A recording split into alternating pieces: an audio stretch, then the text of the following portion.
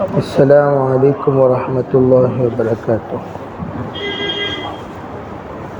الحمد للہ رب العالمین الہ الاولین والآخرین والصلاة والسلام علی سید الانبیاء والمرسلین وخاتم النبیین ورحمۃ للعالمین وعلى كل من دعا بدعوته واستنى بسنته واهتدى بهديه إلى يوم الدين. أما بعد فأعوذ بالله من الشيطان الرجيم. بسم الله الرحمن الرحيم. فانكحوا ما طاب لكم من النساء. وقال النبي صلى الله عليه وسلم: النکاح نصف الایمان. وقال علیہ الصلاة والسلام: خیر الدنیا المرأة الصالحة.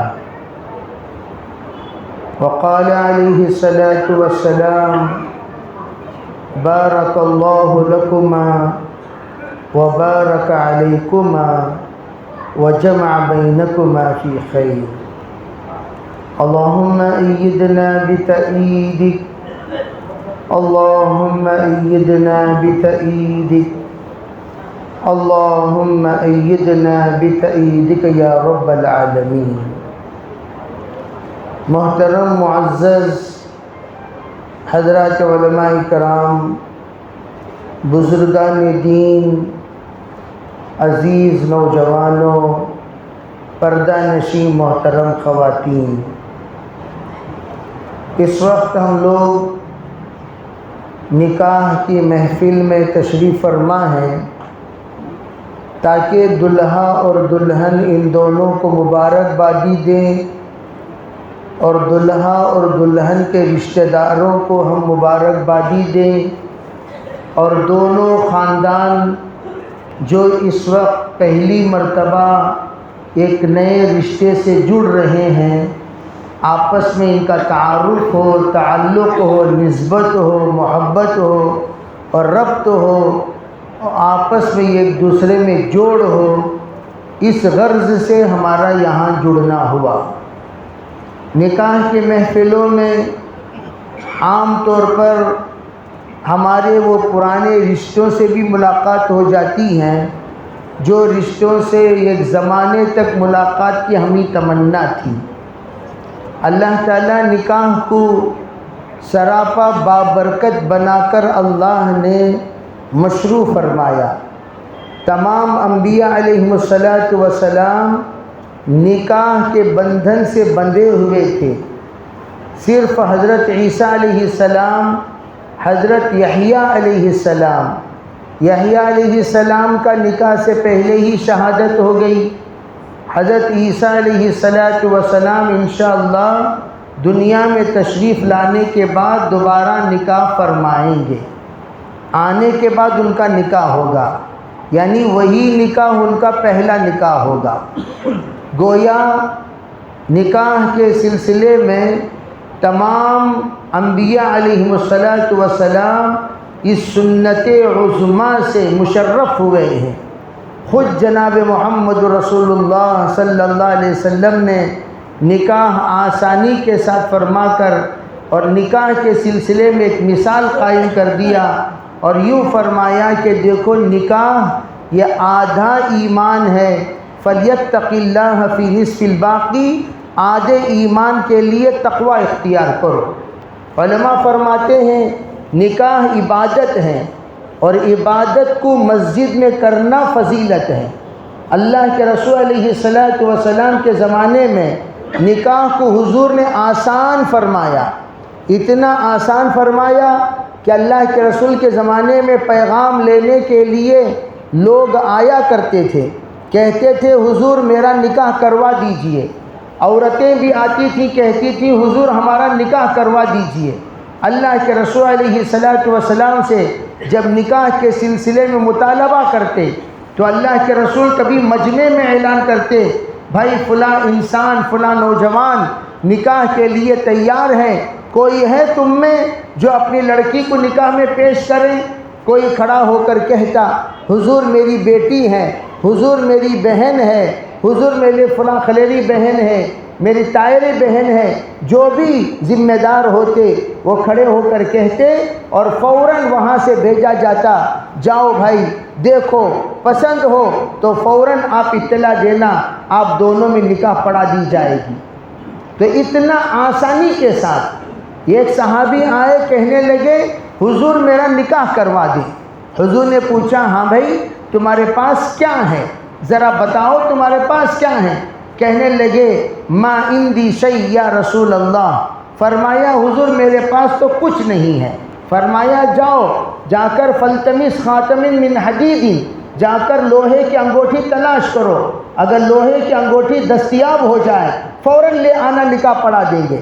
وہ گئے، جا کر تلاش کیا، لوہے کی انگوٹھی نہیں ملی، واپس آ گئے۔ دوبارہ آپ نے بھیجا جاؤ تلاش کرو، تلاش کیے واپس آ گئے۔ سہبارہ آپ نے بھیجا جاؤ تلاش کرو، تلاش کیے نہیں ملی، واپس آ گئے۔ اللہ کے رسول علیہ الصلوۃ والسلام نے پوچھا تیرے پاس قرآن پاک کا کوئی حصہ یاد ہے؟ کہا جی حضور یاد ہے۔ فرمایا تو یہ قرآن اپنی بیگم کو سکھائے گا؟ ہاں جی سکھاؤں گا۔ اسی کو مہر بنا کر حضور نے نکاح پڑھوا دیا۔ گویا اتنا آسان نکاح پڑھایا کرتے تھے۔ حضرات علماء فرماتے ہیں 3 مرتبہ آپ نے کیوں بھیجا؟ پہلی بار بھیجنے کا منشا یہ تھا اس کے اندر محنت کرنے کی استعداد ہے کہ نہیں ہے؟ آپ نے دیکھا ہاں محنت کرنے کی استعداد ہے۔ دوسری مرتبہ آپ نے بھیج کر یہ دیکھا محنت پر استقامت ہے کہ نہیں ہے؟ دیکھا محنت پر استقامت ہے۔ تیسری بار بھیج کر یہ دیکھا کہیں محنت میں سستی تو نہیں کرے گا؟ دیکھا کہ محنت میں سستی نہیں کرے گا۔ بس یہ 3 باتیں مرد کے اندر اگر پائی جائیں، محنتی ہو، محنت پر استقامت ہو، محنت میں سستی نہ ہو، مستی نہ ہو، انشاءاللہ اس سے آپ نکاح کرا دیجئے، عزت اور شان والی زندگی گزار لے گا۔ وہ کبھی اپنی بیوی کو رسوا ہونے نہیں دے گا، اپنی بیوی کو ذلیل ہونے نہیں دے گا، اپنی بیوی کو کمزور ہونے نہیں دے گا، اپنی بیوی کو پشیماں ہونے نہیں دے گا، اپنی بیوی کو سوسائٹی میں ایک مقام والا مقام پر وہ رکھے گا، وہ کبھی ذلیل ہونے نہیں دے گا۔ بس یہی چیز مردوں میں دیکھنی چاہیے۔ علماء نے فرمایا حسن دیکھو لڑکیوں میں اور محنت دیکھو لڑکوں میں، مال دیکھو لڑکوں میں، قناعت دیکھو لڑکیوں میں، صبر دیکھو لڑکی میں، شجاعت دیکھو لڑکوں میں، اور تواضع دیکھو لڑکی میں، اور یہاں جفا کشی دیکھو لڑکوں میں۔ فرمایا ادھر انکساری دیکھو اور درگزر دیکھو لڑکیوں میں، اور لڑکوں میں دیکھو استقامت اور تدبر اور عقل مندی اور دانائی۔ تو لڑکی میں لڑکے میں دیکھنے کی چیزیں الگ الگ ہوتی ہیں، لیکن ہم مال دیکھتے ہیں لڑکی میں، یہ انتہائی چوروں کی علامت ہے۔ جو چور ہوتا ہے وہ لڑکی میں مال دیکھتا ہے، وہ یہ پوچھے گا کیا لے کر آ رہی ہے، کیا ڈال کر بھیج رہے ہیں۔ یہ اصل میں لٹیرے لوگ اس طرح ہوتے ہیں، آنے والی لڑکی کے مال کے اوپر نظر یہ لٹیروں کا ہوا کرتا ہے۔ جو لوگ دوسروں کو پالنے کی نیت رکھتے ہیں، جن کے اندر شان اور شوکت ہوتی ہے، جن کے اندر غیرت اور ہمت ہوتی ہے، جن کے اندر حیا اور پاک دامنی ہوتی ہے، وہ کبھی لڑکی کے مال کیا لائی وہ پوچھتے بھی نہیں۔ کتنے ایسے مرد ہیں شریف مرد جن کو آج تک یہ نہیں پتا میری بیوی کے پاس کتنا زیور ہے، نہیں پتا میری بیوی کے پاس کیا کیا ہے، نہیں پتا، ان کو اس سے کچھ لینا دینا ہی نہیں۔ میری بیوی کے زیورات میرے بیوی کے ہیں، میری بیوی کی انگوٹھیاں اس کے ہیں، اس کی پراپرٹی اس کی ہے، اس کی چیزیں اس کی ہیں، اس سے لینا دینا مجھے کچھ نہیں۔ میں غیرت والا مرد ہوں، میں کھلاؤں گا، میں پلاؤں گا، میں رکھوں گا، میں پہناؤں گا، میں ٹھکانہ دوں گا، میں شان کے ساتھ اسے زندگی عطا کروں گا، اور میں بھیک مانگ کر ہرگز ہرگز ہرگز اس کی شان کا سبب نہیں بنوں گا۔ لیکن آج بڑی حیرت ہوتی ہے مجھے، کبھی فیصلے میں بیٹھتا ہوں، لڑکے سے پوچھتا ہوں ذرا بتاؤ جی لڑکی کے پاس کیا کیا ہے؟ وہ مانگ ٹیلا سے لے کر پن تک گناتا ہے، پن تک اتنی انگوٹھیاں ہی، ایک انگوٹھی فلاں دن سے فلاں دن تک غائب ہو گئی. ارے فقیر، تجھے اس کے مال پر بار بار نظر کیوں جا رہی ہے؟ اسے کتنے چین ڈالے، کتنے پائل ڈالے، کتنی انگوٹھیاں ڈالے، کتنے بنگڑیاں ڈالے، اس سے تجھے کیا لینا دینا ہے بھائی؟ زیورات سے وہ مزین ہو کر آتی ہے، تجھے اس سے کیا لینا دینا؟ اس لیے میرے بھائیوں، شریف مرد وہ ہے، شریف مرد وہ ہے غربت میں رہ کر بھی اپنے بیوی کو پالے گا، اپنی بیوی کو اپنے محنت کی کمائی سے کھلائے گا. چنانچہ صحابہ میں ایسے صحابہ بھی گزرے ہیں جو خود زکوٰۃ کے مستحق تھے. سنو غور سے، خود زکوٰۃ کے مستحق تھے، بیوی کے مال کی طرف کبھی نظر نہیں ڈالی. ایک خاتون حضور کے پاس آئی، آ کر پوچھنے لگی، حضور ذرا میں آپ سے یہ پوچھنا چاہتی ہوں، میرے پاس مال زیادہ ہے، زکوٰۃ دینا چاہتی ہوں، زکوٰۃ میں کسے دوں؟ فرمایا تمہارے رشتہ داروں کو دو. فرمایا رشتہ داروں میں کسے دوں؟ فرمایا جو تمہارے قریبی رشتہ دار ہیں ان کو دو. قریبی رشتہ داروں میں کسے دوں؟ جو تیرے گھر میں بھی قریب ہو ان کو دو، یعنی پڑوس کو. ان میں کس کو دوں؟ فرمایا بھئی جن کو تو اچھی طرح جانتے ہو اسے دے. فرمایا حضور رشتہ دار اگر دیکھا جائے، میرے شوہر سے فقیر تو میرے خاندان میں کوئی نہیں. میرا شوہر بڑا غریب ہے، بڑا مسکین ہے، بڑا لاچار ہے، اس سے فقیر تو کوئی نہیں. تو حضرت کے رسول علیہ السلام نے فرمایا مسکرا کر، کیا میں اپنے شوہر کو زکوٰۃ دے سکتی ہوں؟ حضور علیہ السلام نے فرمایا ہاں دے سکتی ہوں. آپ اندازہ لگاؤ، زکوٰۃ کے مستحق ہونے کے باوجود بیوی کے مال پر نظر نہیں، بیوی کے مال پر نظر نہیں. بیوی کو کھلا رہے ہیں خود، ٹھکانہ دے رہے ہیں خود، پیار دے رہے ہیں خود، عزت دے رہے ہیں خود، اپنے ہی بل بوتے پر اس کو پال رہے ہیں، لیکن اس کے مال کی طرف نظر نہیں. بیچاری اس نے سرکار سے اجازت مانگ کر زکوٰۃ دی اپنے شوہر کو. یہ مشہور واقعہ ہے، بخاری شریف میں موجود ہے. لیکن میرے بھائیوں سنو ایک بات، حضرت تھانوی نے فرمایا جو مرد نکاح کے دن سے اپنی بیوی کے مال پر نظر رکھتا ہے، اللہ اس کے مال میں برکت نہیں دیتے، اس کی کمائی میں برکت نہیں دیتے، اللہ اس کو عزت والی زندگی نہیں دیتے. اس لیے یہاں پر ہندوستان کا ماحول انتہائی برا ہو چکا ہے. آپ ذرا جائیں، دیگر ممالک کا سفر کرو، وہاں پوچھو نکاح کے شرائط کیا، تب پتہ چلے گا لڑکی کی قیمت، تب پتہ چلے گا دلہن کی قیمت، تب پتہ چلے گا شادی کی قیمت. ایران میں شادی ہو جاتی ہے، نسبت ہو جاتی ہے، رشتہ ہو جاتا ہے، لیکن اس وقت تک رخصتی نہیں ہوتی جب تک کہ لڑکا اپنی ذاتی کمائی سے گھر نہ بنے. گھر نہ بنے، گھر کرائے کا مکان نہیں، لیز کا مکان نہیں، اپنا گھر، اپنا کاروبار.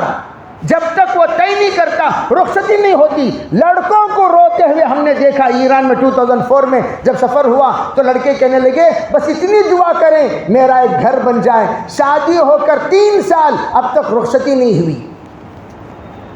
انہوں نے بولا جی صاحب تو دمدار نہیں ہے، تو تیری بیوی کو پالنے کا لائق نہیں، تو تیری بیوی کے زیورات کو کھا جائے گا، اس کے تمام جو کچھ بھی ہم دے رہے ہیں اسے فنا کر دے گا.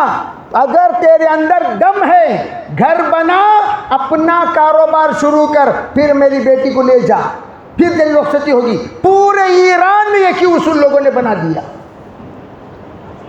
لیکن یہاں فٹ پاتھ کے آدمی کو بھی شادی کرا کو دے ڈالتے، چنکھاواں کو شادی کرا کو دے ڈالتی، منکھاؤں کو شادی کرا کو دے ڈالتی.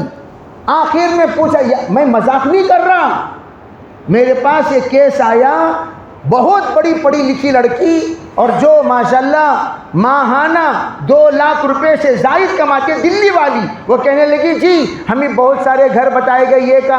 آخر میں پتہ چلا ہمارے شوہر کا نہ گھر ہے نہ کوئی رشتہ دار ہے.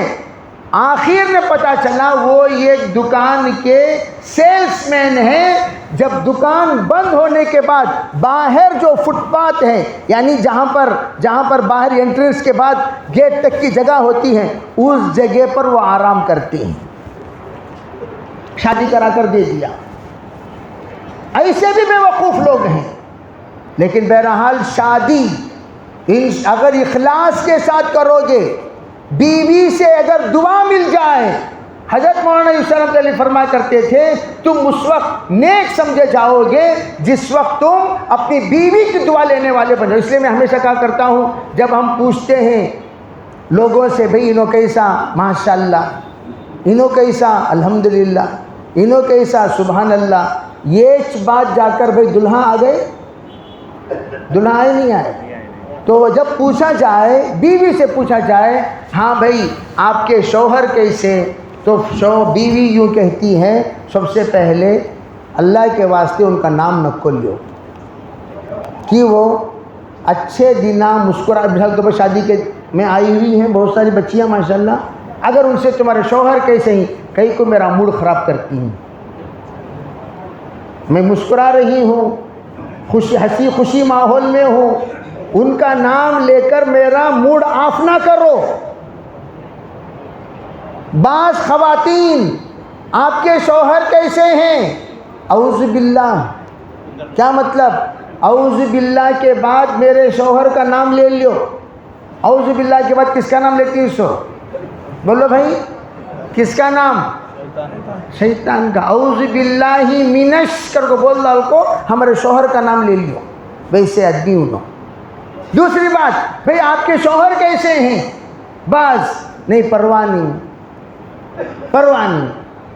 یعنی اس کا مطلب یہ ہے not bad, not good, not bad. Good بھی نہیں کہہ سکتی میں، اتنے اچھے بھی نہیں ہیں، بس برے بھی نہیں کہہ سکتی، اتنے برے بھی نہیں ہیں، چلتی کا نام گاڑی بس. بعض خواتین ہوتی ہیں کیسے ہیں آپ کے شوہر، وہ کہیں گی الحمدللہ. کیسے ہیں آپ کے شوہر، وہ کہیں گی سبحان اللہ. کیسے ہیں آپ کے شوہر، بعض کہتی ہیں ماشاء اللہ. بعض کیسے آپ کے شوہر، لا حول ولا قوت الا باللہ. کیسے آپ کے شوہر، استغفر اللہ. کیسے آپ کے شوہر، اعوذ باللہ. کیٹیگریز ادھر بھی ہیں اور کیٹیگریز ادھر بھی ہیں. تو ہمیں ہونا کیسے چاہیے؟ فرمایا اللہ کے رسول علیہ السلام نے خیرکم لأہلی انا خیر لأہلی. تم میں بہتر وہ جو اپنے گھر میں بہتر ہو اور میں ہمارے گھر میں بہت بہتر. جس کسی بیوی سے چاہے جا کر پوچھ لو، میرے بارے میں سب خیر ہی خیر بتائیں گے. حضرت مولانا یوسف صاحب رحمۃ اللہ علیہ ایک مرتبہ جماعت وقت لگا کر واپس آئی. فرمایا ارے بھئی تم کیسے ہو، کیا ہو، تمہاری تربیت کتنی ہوئی، کتنی نہیں ہوئی، اس کے بارے میں جانکاری کرنے کے لیے آپ کو محلے والوں کو جا کر دریافت کرنے کی ضرورت نہیں. ایک ہفتے کے بعد ان کے بیگمات سے پوچھو، بھائی آپ کے شوہر چلا لگا کر آئے، 4 مہینے لگا کر آئے، ماشاءاللہ وقت لگا کر آئے، فلاں جگہ جا کر آئے، حج کو جا کر آئے، عمرے کو جا کر آئے، تربیت کو جا کر آئے، رمضان گزار کر آئے، اعتکاف گزار کر آئے، سدھرے کیا پوچھو. بیوی جو کہے گی وہی اصل شہادت ہوگی. بیوی جو کہے گی انہوں کہاں گئے کو تبھی کتے کی دم چنو، انہوں رمضان چلے جائیں، شعبان چلے جائیں، کعبہ چلے جائیں، مدینہ چلے جائیں، کتے کی دم ٹیڑھی کی ٹیڑھی، انہوں سدھرنے والے نہیں ہی بول کر اگر بیوی بول دی، یہی اللہ کا بھی فیصلہ ہے. بیوی بولی نہیں پرواہ نہیں ماشاءاللہ، جہاں کو آنے کے بعد ذرا سدھر کو ہی، جہاں کو آنے کے بعد ذرا اچھے ہی، جہاں کو آنے کے بعد ذرا بدل کو ہی، انشاءاللہ اللہ بدل دے گا. جیسے نیت کرو میرے بھائیوں، یہ کوئی ایسی ویسی بات نہیں. بیویوں میں بھی اسی طرح درجات ہوتے ہیں.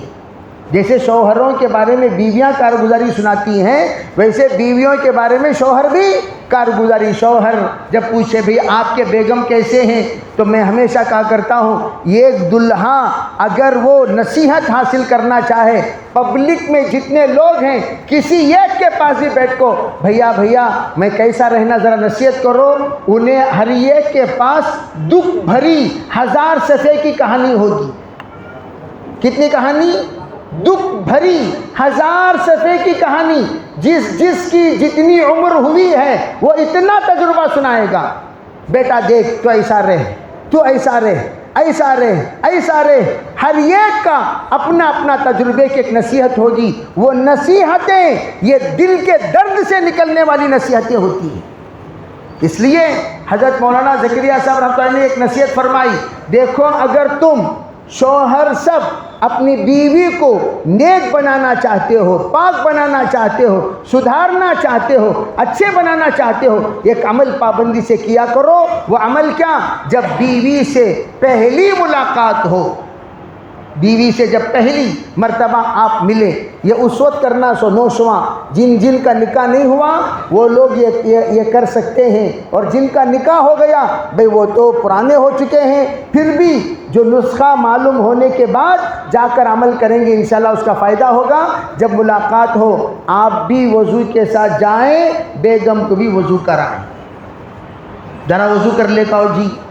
وضو کر کے آنے کے بعد مصلی بچھاؤ. مصلی آگے ایک مصلی، پیچھے ایک مصلی، امام صاحب کی جگہ پر، مؤذن صاحب کی جگہ پر. بیگم سے کہیے اقامت کہیں. اقامت کہنے کے بعد ان سے کہیں نیت کرو، یا اللہ 2 رکعت صلاۃ الحاجت تابع اس امام کے، اس کے تو کون انہوں اپنے شوہر، تابع اس امام کے 2 رکعت پڑھتی ہوں میں، یا اللہ موت تک تابع داری کی توفیق عطا فرما. اور ادھر شوہر نیت کرے، یا اللہ 2 رکعت صلاۃ الحاجت پڑھ رہا ہوں، میں پڑھا رہا ہوں نہیں، پڑھ رہا ہوں. یا اللہ زندگی بھر ازدواجی زندگی کا حق ادا کرنے کی توفیق عطا فرما. یہ نیت فرما کر یہ 2 رکعت نماز پڑھائے. 2 رکعت پڑھانے کے بعد مصلی اٹھائے، بیگم کے بازو بچھائے، بیگم سے کہے میں دعا کرتا ہوں آپ آمین بولیے. خوب دعا کرو، خوب دعا کرو، خوب دعا کرو. انشاءاللہ آپ کی وہ دعا درد کے ساتھ نکلے اور آپ کے بیگم آمین کہتی رہے. اور پھر بیگم سے کہو تم دعا کرو، وہ دعا کرے اور تم آمین بولتے رہو. انشاءاللہ یہ نماز آپ مہینے میں ایک بار، ہفتے میں ایک بار، 6 مہینے میں ایک بار، سال میں ایک بار، جب اللہ آپ کو موقع ملے وہ دے، پڑھتے رہیں پڑھتے رہیں پڑھتے رہیں. انشاءاللہ آپ فرق محسوس کریں گے. چنانچہ جتنے پرانے نوجوانوں کو یہ نسخہ بتایا سب آ کر کئی بزرگان دین جزاک اللہ حضرت، اب ذرہ میری بیگم کے اندر نرمی آئی، اب ذرہ میری بیگم ذرا سن رہی، ذرہ میرے بیگم ذرا سدھرے سکا دکھ رہا، ذرہ میرے بیگم کے اندر خدمت کا جذبہ پیدا ہوا، ذرہ میرے بیگم کے اندر ماننے کی صفت آئی. اللہ کے فضل و کرم سے رزلٹ بہتر سے بہترین مل رہا ہے. کریں گے انشاءاللہ، کریں گے بھائی انشاءاللہ. دکھ بھرے لوگ بہت سارے چہرہ دیکھے تو معلوم ہو رہا بڑے اداس بیٹھے ہوئے ہیں. اللہ تعالیٰ ان کو اپنی زندگی کی خوشیاں نصیب فرمائے. اللہ تعالیٰ اس دیواجی زندگی کو جنت والی زندگی بنائے. اللہ خیر سے خیر والی زندگی عطا فرمائے. شرور آفات سے اللہ حفاظت فرمائے. دیکھو عورت کو اگر اس کے دل کے اندر محبت پیدا کرنا ہو زوجین میں، میاں بیوی آپس میں، فرمایا 5 کام کیا کرے. سب سے پہلا کام بیوی کو سب سے زیادہ پسند وہ اس کی تعریف ہے. اس کی کیا ہے بولو؟ حدیث پاک میں ہے 3 جگہوں پر جھوٹ بولنے کی اجازت ہے. یہ بیوی کے دل کو جیتنے کے لیے شوہر کا جھوٹ بولنا، شوہر کے دل کو جیتنے کے لیے بیوی کا جھوٹ بولنا مشکاۃ شریف کی روایت ہے، جائز ہے. آپ بیگم کو دیکھ کر ماشاءاللہ ماشاءاللہ کیا جی کفتے کا سالن بنائے تمہیں، کیا جی کفتے کا سالن، ہمارے دوستاں کفتہ کھا کو جی یہ کفتہ کی کفتی کی کر کو پوچھیں. اب انہیں پوچھے کیا جی یہ کفتی کا تو نہیں اتنا نرم اور ملائم تھا, کفتہ تو بھی ذرا گھٹ رہتا تھا, کفتی نرم گلاب جامن کی طرح کیا ہو گیا, اندر چلا گیا. حالانکہ کفتہ ایسا تھا پھیپ کو مارے گا تو 3 جنے شہید ہو جانا, اس طرح کا کفتہ تھا. لیکن انہوں نے کفتے کی تعریف ایسی کی کہ وہ کفتے کے آئندہ جا کر وہ بیچاری دیکھی ہتھوڑی لے کو توڑے سکا کفتہ ہے, پھر بھی میرے شوہر بڑے اخلاص سے تعریف کرے نا, سبا سے ذرا ڈھنگ سے کفتہ بناتی. گوشت گلیا نہیں, کیا جی تمہیں گوشت بنا کو دیے سو, گوشت روئی کی طرح تھا, ہنسنا نہیں, ہنسے کو تو بیلانا پھینکو اج مر رہا ہوتا, ہنسے بغیر سیریس تعریف کرنا کرو گے بھئی انشاءاللہ. یہ سب ٹریننگ لینے کی چیزیں ہیں, یہ یوں ہی نہیں آ جاتی. دوسری بات, ہدیہ دو. بیگم خود ہدیہ بن کر آ گئی اور آپ بھئی دفتر کہاں ہے بھئی, آ رہا, آنے دو آرام سے آنے دے, آرام سے آنے دے, ابھی 4 باتیں باقی ہیں نا. تو وہ جو میں نے کہا ہدیہ, بیگم خود ہدیہ بن کر آ گئی اور آپ ان کو جو سب سے پہلا ہدیہ دو گے وہ کیا, عزت دینا. کہو انشاءاللہ دیں گے. عزت, بیوی کو عزت دینا سیکھو. آج اس وقت ذلیل کرنے کی عادت پڑ گئی ہے, بیوی کو ذلیل مت کرو, عزت دو, عزت دو, عزت لو. یہ دوسری بات. تیسری بات فرمایا بیوی کو ہاتھ بٹایا کرو, بیوی کو ساتھ دیا کرو, بیوی کے خدمت میں آپ بھی ساتھ جڑ جایا کرو, انشاءاللہ اس کے دل میں آپ کی محبت خود بخود پیدا ہو جائے گی. چوتھی بات, پیٹھ کے پیچھے دعا کیا کرو, پیٹھ کے پیچھے اس کے حق میں دعا کیا کرو, اور جو پیٹھ کے پیچھے دعا کرے اللہ تعالیٰ اس کی دعا قبول کرتے ہیں.